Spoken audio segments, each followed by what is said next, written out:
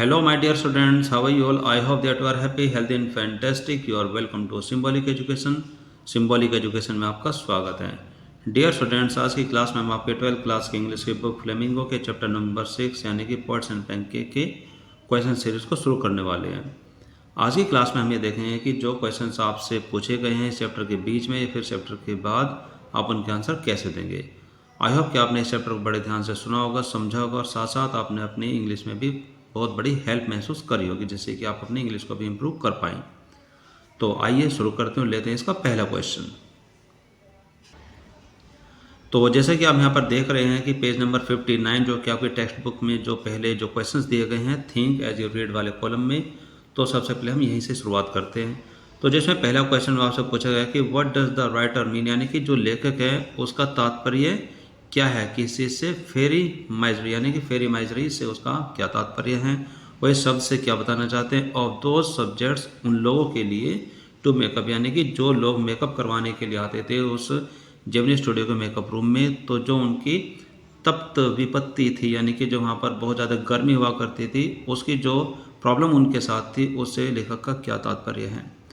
तो इसके आंसर में आप लिखते हैं कि by the term of fairy misery, यानी कि जो ये शब्द, जो ये वाक्यांश इसमें जो लिखा हुआ है फेरी माइजरी, इसे लेखक का तात्पर्य है कि the writer means to explain, किस शब्द से लेखक ये समझाना चाहते हैं दैट की all the actors and actress के जितने भी वहाँ पर अभिनेता और अभिनेत्री थी जो कि जेमिनी स्टूडियो में काम करते थे, at the time of makeup, makeup के समय पर, had to bear the intense heat generated by the incandescent light, यानी कि जो वहाँ पर जो बड़े बड़े जो शीशे थे उसके चारों जो लगे हुए जो बड़े बड़े जो बल्ब होते हैं, जो उसकी गर्मी है, उसकी गर्मी से ये लेखक का तात्पर्य है. At all angles around half a dozen large mirror in the makeup room of Gemini studio, कि जेमिनी स्टूडियो के मेकअप रूम में जो बड़े बड़े शीशे होते थे उनके चारों ओर लगने वाले जो बल्ब थे, उनकी गर्मी से जो प्रॉब्लम होती थी, उसी प्रॉब्लम को दर्शाने के लिए हमारे जो राइटर हैं वो एक फेरी माइजरी शब्द का प्रयोग करते हैं. अब हम लेते हैं इसका question number second. Question number second में आपसे पूछा गया कि what is the example of national integration at the author refers to, यानी कि जो राष्ट्रीय एक रूपता का जो उदाहरण है जो कि जो लेखक यहाँ पर बताते हैं वो किस चीज़ के लिए बताते हैं. तो इसका आंसर में आप देखते हैं कि the makeup department consisted of persons who came and went from different states of India, यानी कि जेमिनी स्टूडियो का जो मेकअप डिपार्टमेंट था, यानी कि मेकअप विभाग था, उसमें बहुत सारे लोग जो काम करते थे वो आते जाते रहते थे हमारे देश के अलग अलग राज्यों से. The head of the makeup department was a Bengali, कि जो मेकअप डिपार्टमेंट का जो हेड था, जो मुख्य व्यक्ति था जो कि उसकी देखभाल करता था, वो एक बंगाली था. Later he was succeeded by a Maharashtrian, लेकिन उसके बाद जो वो पोस्ट है वो एक महाराष्ट्रियन व्यक्ति को मिली, यानी कि उसकी पोस्ट को सक्सीड कर लेगा. सक्सीडेड का मतलब होता है उसकी जगह दूसरे व्यक्ति को आकर के वही काम करना. हिज असिस्टेंट्स, और जो उसके असिस्टेंट थे जो कि उसकी सहायता करते थे, वर धरवर कन्नडिगा एंड आंध्रा, यानी कि आंध्रा का रहने वाला Dhanwar Kannadiga, and Madras Indian Christian, की मैड्रास का जो एक क्रिश्चियन व्यक्ति था, एंड एंग्लो बर्मेसिस, एक एंग्लो बर्मेसिस था, and the usual local Tamil, और वहाँ पर कुछ रहने वाले स्थानीय लोग थे जो कि तमिल से थे. All these people were found in a kind of hierarchy, ये सभी जो लोग थे वो एक प्रकार का जो उनका सिस्टम था, जो तंत्र था, उसको भी फॉलो करते थे. हायरार्की का मतलब होता है कि ऐसा तंत्र, ऐसा सिस्टम जिसमें बड़े से लेकर के छोटे तक की एक अलग अलग पोस्ट हुआ करती थी, या फिर छोटे से लेकर के बड़े तक की कोई पोस्ट हुआ करती थी, जिससे कि हर व्यक्ति को उसके काम के हिसाब से, उसकी पोस्ट के हिसाब से पहचाना जा सके. ऐसे तंत्र को बोलते हैं hierarchy. They all had to follow it, जिसको सभी को फॉलो करना होता था. That was a truly gang of national integrated makeup man, वह एक सचमुच में एक ऐसे व्यक्तियों की टोली थी जो वहाँ पर राष्ट्रीय एकता को प्रदर्शित करते हैं. और उसके बाद है question number third. Question number third में आपसे पूछा गया कि what work did the office boy do in the Gemini studio, कि जो इस चैप्टर में एक ऑफिस बॉय का जो जिक्र किया गया है वह जेमिनी स्टूडियो में क्या काम करता था. Why did he join the Gemini studio, उसने जेमिनी स्टूडियो को ज्वाइन क्यों किया. And why was he disappointed, और वो हमेशा निराश क्यों रहता था. तो इसका आंसर में आप लिखते हैं in the Gemini studio, Gemini studio में the office boy did makeup of the actors who played the crowd, कि ऑफिस बॉय उन एक्टर का मेकअप करता था जो कि भीड़ का रोल करते थे, यानी कि भीड़ में दिखाए जाने वाले जो एक्टर थे उनका वो मेकअप करता था. बट लेकिन he was not exactly a boy, लेकिन वो कोई लड़का नहीं था. ही वॉज देन 40-year-old, वह एक व्यस्त व्यक्ति था, लगभग 40 साल का एक बड़ा व्यक्ति था वो। He join the Gemini studio years ago, कि उसने वर्षों पहले जेमिनी स्टूडियो को ज्वाइन किया था, इन द होप, इस आशा में, of becoming a star actor, कि वो एक मुख्य अभिनेता बने और टॉप स्क्रीन राइटर, या फिर एक बहुत बड़ा राइटर बने, डायरेक्टर बने, या फिर लिरिक राइटर बने, या फिर वो गाने लिखे। He was a bit a poet, कि वह थोड़ा बहुत कवि भी था। He was a highly educated man, वह एक बहुत ज़्यादा पढ़ा लिखा व्यक्ति था। ही थॉट, वह सोचा करता था, he was not mean for doing makeup, यानी कि वह हमेशा सोचा करता था कि वह वहाँ पर मेकअप का कार्य करने के लिए नहीं है, उसे कुछ बड़ा करना चाहिए। आगे यहाँ पर आप लिखते हैं कि सुब्बू, वहाँ पर एक व्यक्ति और भी था जिसका नाम सुब्बू था। The number second at Gemini studio, जो कि जेमिनी स्टूडियो में दूसरे स्थान पर था। Did not have anything better than the makeup boy, उसके पास कुछ भी ऐसा नहीं था जो कि मेकअप बॉय से ज़्यादा अच्छा हो। सो इसलिए he was frustrated at being neglected, इसी वजह से वो परेशान हुआ करता था कि उसको नकारा जा रहा है, यानी कि उसको नकारे जाने पर वो हमेशा परेशान रहता था। आगे आप इसमें लिखते हैं कि ही वॉज कन्विंस्ड, कि उसे इस बात का यकीन था, दैट ऑल हिज वॉज, के इसके जो सभी जो दुख हैं, जो तकलीफ़ें हैं, इग्नोमिनी, यानी कि जो उसकी उपेक्षा है, जिसको कोई लोग पसंद नहीं करते, वो ज़्यादा प्रचलित नहीं, कि वह दुख, नेगलेक्ट, और जो उसकी नकार था, यानी कि उसको नकारा जाता था, वह ड्यू टू सुब्बू, वो सारी परेशानियाँ सिर्फ सुब्बू की वजह से ही हैं। The office boy was disappointed at the fact, और वो एक बात पर और भी ज़्यादा निराश रहता था, वो यह थी कि that Subbu was a considered better just, कि सुब्बू को उससे ज़्यादा बेहतर इसलिए माना जाता है जस्ट बिकॉज, सिर्फ इसी वजह से कि ही वॉज ए ब्राह्मण, के वह एक ब्राह्मण व्यक्ति था। ही ऑलवेज फेल्ट, उसे हमेशा ऐसा लगता था, that he did not get what he deserve because of Subbu only, कि उसे हमेशा ऐसा लगता था कि उसे वह चीज़ बिल्कुल नहीं मिली जो कि उसको मिलनी चाहिए थी, और वो सिर्फ सुब्बू की वजह से ही थी, इसीलिए वो हमेशा निराश रहता था। इसके बाद आपके सामने क्वेश्चन नंबर फोर्थ में आपसे पूछा गया कि why did the author appear to be doing nothing at the studio, कि ऑथर को ऐसा क्यों महसूस होता था कि वो स्टूडियो में कुछ भी नहीं कर रहा है। तो इसके आंसर में आप लिखते हैं कि द जॉब ऑफ ऑथर, यानी कि जो ऑथर का जो कार्य था वो यह था कि to cut out newspaper clipping, की अखबार की जो अलग अलग क्लिपिंग है उसको काट करके रखना, एंड कलेक्ट देम, और उनको इकट्ठा करना, ऑन ए वाइड वेराइटी, अलग अलग वेराइटी पर, ऑफ सब्जेक्ट, अलग अलग विषयों पर, एंड स्टोर देम, और उनको इकट्ठा करके रखना, इन अ फाइलों में।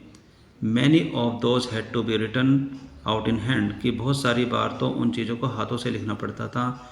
सो इसलिए he had to sit on a desk, इसलिए उसको एक डेस्क पर बैठना पड़ता था, फॉर हिज वर्क, अपने कार्य के लिए। Day in and day out, पूरा दिन भर उसे एक डेस्क पर बैठ करके अपने कार्य करना पड़ता था।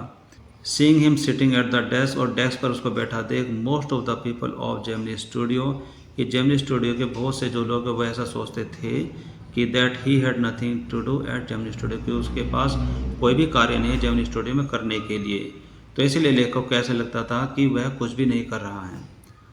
आगे इसमें जो क्वेश्चन है आपके सामने पेज नंबर 61 के क्वेश्चन, जो कि थिंक एज यू रीड के कॉलम में दिए गए हैं, जिसमें जो पहला क्वेश्चन है वो आपसे पूछा जाता है कि why was the office boy frustrated, कि जो ऑफिस बॉय वो हमेशा परेशान क्यों रहता था। Who did he show his anger on, कि उसने अपना गुस्सा किस पर निकाला। तो इसका आंसर में आप लिखते हैं कि द ऑफिस बॉय फ्रस्ट्रेटेड, कि ऑफिस बॉय बड़ा निराश था और गुस्से में रहता था, बिकॉज, क्योंकि ही फेल्ट, क्योंकि उसको ऐसा महसूस होता था, सुब्बू वाज रिस्पॉन्सिबल, कि सुब्बू ही जिम्मेदार है, of depriving him from his dreams and hope, कि जो उसके सपने थे और जो आशाएं थे उससे वंचित रहने के लिए, यानी कि वंचित रह जाने के लिए सिर्फ सुब्बू ही जिम्मेदार हैं। वो आशाएं क्या थी, ऑफ बिकमिंग स्टार एक्टर, की एक बहुत बड़ा स्टार बनने की आशा, और स्क्रीन राइटर, या फिर वो स्क्रीन राइटर बनने की जो आशा थी, डायरेक्टर की आशा थी, एंड लिरिक राइटर बनने की आशा थी। वो सारी आशाओं से, अपने सारे सपनों से जो वंचित रहेगा उसके जिम्मेदार सिर्फ और सिर्फ सुब्बू ही था। He had had more formal education and even more encouraging opening in film than Subbu, कि यानी कि उसके अंदर सुब्बू से कहीं ज़्यादा काबिलियत थी, जैसे कि उसकी पढ़ाई लिखाई, उसकी शिक्षा उससे ज़्यादा थी। Even more encouraging opening films than Subbu, कि फिल्मों को बहुत ज़्यादा इंकरेजिंग करने की भी जो काबिलियत थी वो उस ऑफिस बॉय में थी, ना कि सुब्बू में थी। इससे भी वो हमेशा परेशान रहता था। ड्यू टू हिज नेगलेक्ट, और उसके नकारे जाने की वजह से भी he showed his anger on Subbu, वह अपना सारा का सारा गुस्सा सुब्बू पर निकाला करता था। आगे आपके सामने क्वेश्चन नंबर सेकंड में आपसे पूछा है कि हु वाज सुब्बूज प्रिंसिपल, कि जो सुब्बू जो बातें चल रही है उसका मालिक कौन था, सुब्बू का बॉस कौन था। तो इसका आंसर आप लिखते हैं कि mister S Vasan the founder of Gemini studio was the principal of Subbu, कि जो जेमिनी स्टूडियो के संस्थापक थे मिस्टर एस वासन वह सुब्बू के प्रिंसिपल थे, यानी कि वही सुब्बू के बॉस थे।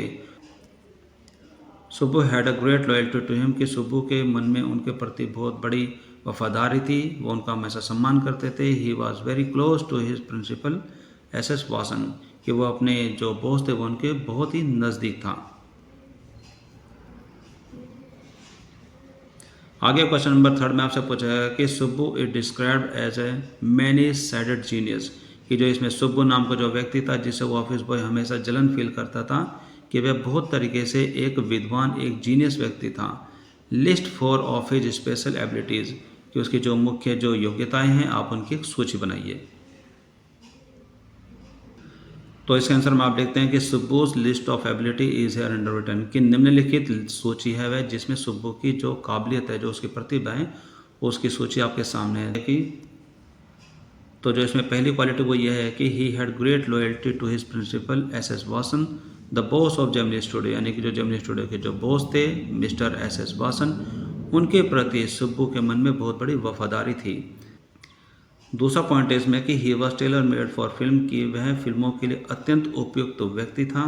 तीसरी बात यह है कि he was also a poet, कि वह एक कवि भी था।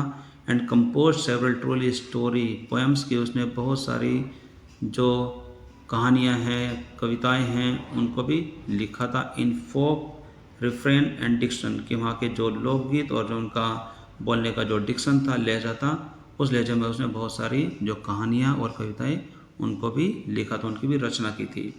और नंबर 4 है कि he had the ability of looking cheerful at all the time, कि उसमें एक ऐसी काबिलियत भी थी कि वो हमेशा खुशगवार नज़र आता था, हमेशा वो हंसमुख नज़र आता था। आगे क्वेश्चन नंबर 4 है और क्वेश्चन नंबर 4 में आपसे पूछा है कि why was the legal adviser referred to as a opposite by others, कि इस जेमिनी स्टूडियो में एक लीगल एडवाइज़र भी था, यानी कि एक वकील भी था जिसको और लोगों से विपरीत दर्शाया गया है लेखक के द्वारा। वो ऐसा क्यों है? तो इसके आंसर में आप लिखते हैं कि the legal adviser was suppose to advise people on legal matter, कि जो जेमिनी स्टूडियो में कानूनी सलाहकार थे उनसे अपेक्षा की जाती थी कि वो लोगों को कानूनी मुद्दे पर सलाह दे। बट लेकिन ही नेवर डिड सो, लेकिन वो ऐसा कभी नहीं करते थे। He did things opposite to his designation, कि वो अपने पद से अपने कार्य के उलट काम करते थे। There was an extremely talented actress in the Gemini studio, कि जेमिनी स्टूडियो में एक बहुत ही प्रतिभावान एक अभिनेत्री थी। शी वॉज हाईली टेम्परामेंटल, और साथ साथ वह बहुत ज़्यादा तुनकबाज भी थी, यानी कि छोटी छोटी बातों पर गलतियाँ निकाल देती थी।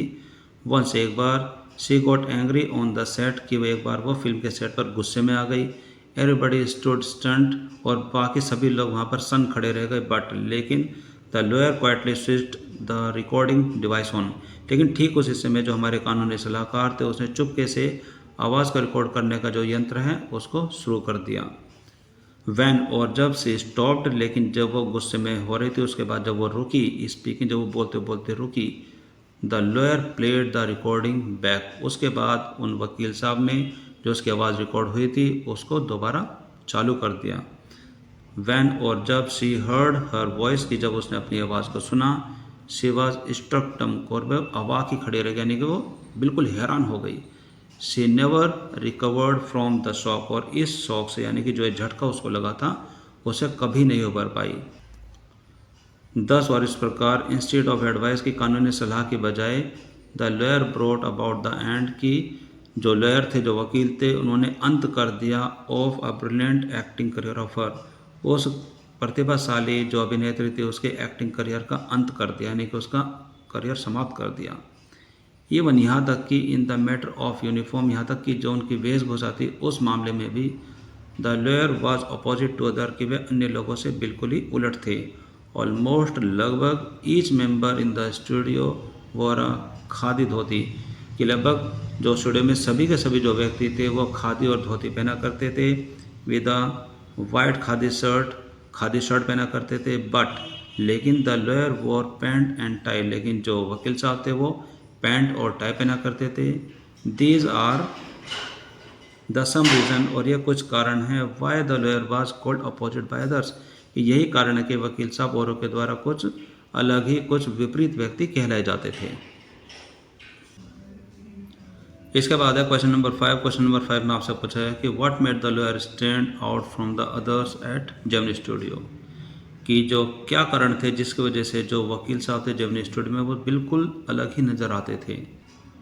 तो इसके आंसर में आप लिखते हैं कि the lawyer did not follow the general dress code prevalent in the Gemini studio, कि जेमिनी स्टूडियो में जो एक ड्रेस कोड हुआ करता था, यानी कि एक प्रकार की वेशभूषा जो कि सबके लिए चुनी गई थी, वकील साहब उसको फॉलो नहीं करते थे, यानी कि उस तरीके को नहीं मानते थे। एवरी अदर मेंबर, अन्य सभी व्यक्ति ऑफ द स्टोरी डिपार्टमेंट, जो कथा डिपार्टमेंट था यानी कि जो कथा विभाग था, उसके सभी व्यक्ति वो खादी यूनिफॉर्म, कि उसके जो सभी सदस्य थे वो खादी वेशभूषा पहना करते थे। वेयर इज, जबकि the lawyer war pant and tie, जबकि जो वकील साहब थे वो पैंट और टाई पहना करते थे। एंड समटाइम्स अ कोट, और कभी कभी वो एक कोट भी पहना करते थे। This made him stand out from the other at Gemini studio, जिसकी वजह से वह बाकी अन्य व्यक्तियों से बिल्कुल अलग नज़र आते थे जेमिनी स्टूडियो में। ही always looked alone and helpless, वो हमेशा बिल्कुल अकेले और असहाय नज़र आते थे। He was a man of cold logic in the crowd of dreamer, यानी कि जो लोग की जो भीड़ थी जो कि बहुत सारे सपने देखा करते थे, उन सभी सपने देखने वालों के बीच में वह एक उदासीन व्यक्ति नज़र आते थे। He was a neutral man, कि वह एक नीरस व्यक्ति थे अमंग गांधीटीज एंड खादीटीज, यानी कि जो गांधी को मानने वाले और खादी वेशभूषा पहनने वाले व्यक्ति थे, उन सभी के बीच में वह एक न्यूट्रल व्यक्ति बन करके रह गए, यानी कि वो किसी के पक्ष में भी नहीं थे ड्रेस के मामले में। अब इसके बाद है क्वेश्चन नंबर तो इसके बाद अब आपके सामने कुछ क्वेश्चन जो कि पेज नंबर 64 पर आपके लिए दिए गए हैं, जिसमें पहला क्वेश्चन उसमें आपसे पूछा गया है, did the people at Gemini studio have any particular political affiliation, कि जो लोग जेमिनी स्टूडियो में काम करते थे उन लोगों का किसी राजनीतिक दल से कोई लेना देना था, यानी कि क्या वो राजनीतिक दल को कोई महत्ता देते थे, क्या उनसे वो संबंधित थे। तो इसका आंसर में आप लिखते हैं कि नो, बिल्कुल नहीं। The people of Gemini studio did not have any particular political affiliation, कि जेमिनी स्टूडियो में काम करने वाले जितने भी लोग थे उनमें से किसी का भी किसी भी जो राजनीतिक दल है, राजनीतिक पार्टी है, उसे कोई लेना देना नहीं था। Most of them war khadi and worshipped Gandhi, कि उनमें से ज़्यादातर लोग खादी वेशभूषा पहना करते थे और गांधी जी की पूजा करते थे।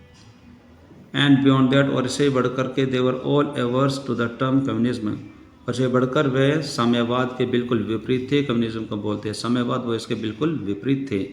देयर नॉलेज ऑफ पॉलिटिक्स, की जो उनकी समझ थी यानी कि जो उनकी जानकारी थी राजनीति के बारे में, was limited only to this, और इस मामले में उनकी राजनीतिक जानकारी बहुत ही सीमित थी। They considered communist as heartless atheist, कि वे जितने भी सारे साम्यवादी व्यक्ति थे उनको हृदयहीन एक नास्तिक व्यक्ति माना करते थे। हु आर डिवोइड ऑफ इमोशंस, जिनमें किसी प्रकार की भावना बिल्कुल नहीं थी।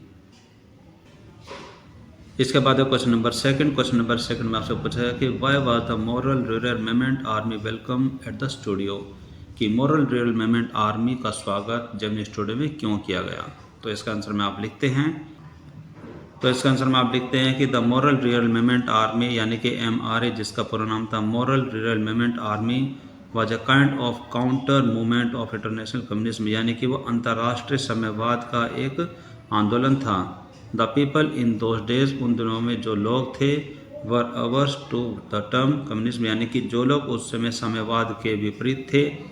Studio employees did not like communism, और जो जेमिनी स्टूडियो में जो काम करने वाले जो कर्मचारी थे वो उसको ज़्यादा पसंद नहीं करते थे। दैट इज़ वाई, इसी कारण MRA was welcomed at studio, इसी वजह से MRA का वहाँ पर स्वागत किया गया। आगे क्वेश्चन नंबर 3, जिसमें आपसे पूछा है कि नेम वन एग्जाम्पल, यानी कि एक उदाहरण के बारे में बताइए। टू शो, यह प्रतीत करने के लिए, यानी कि यह दिखाने के लिए एक उदाहरण लीजिए। That Gemini studio was influenced by the plays staged by MRA, कि जो जेमिनी स्टूडियो था वो पूर्ण रूप से प्रभावित था ऐसे नाटकों से स्टेज बाय MRA, जो कि MRA के द्वारा मंच पर प्रकट किए जाते थे। तो इसका आंसर में आप लिखते